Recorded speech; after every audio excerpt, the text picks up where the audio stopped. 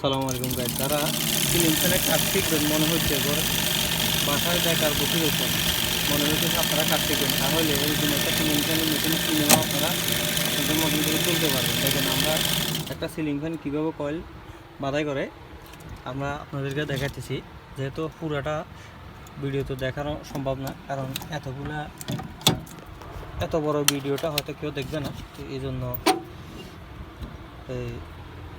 আমি ছোট অল্প কিছু কয়েল দেখেন একদম অল্প সময়ের ভিতরে হয়ে যায়, এবং কয়েলটা খুবই সুন্দর হবে আশা করি। যারা কাজ শিখে দিচ্ছে অবশ্যই ভিডিওটা দেখবেন এবং দেখবেন। এটা দেখেন আমরা প্রত্যেকটা ফ্যানের পেপার কীভাবে ডাবল পাস করে দিছি, কারণ হচ্ছে আমরা যে ফ্যানগুলো আসলে এই অনেকেই কয়েল বাঁধি থাকেন, এগুলো কী করেন পেপারগুলো বাস করেন না করার কারণে আপনারা ফ্যানগুলো কিছুদিন চলার পরে এটা কয়েল বডি শর্ট হয়ে যায়। আমাদের এই ফ্যানগুলো কয়েল পুড়ে গেলেও কখনো বডি শর্ট হবে না যদি পেপারটা না বাঁধে।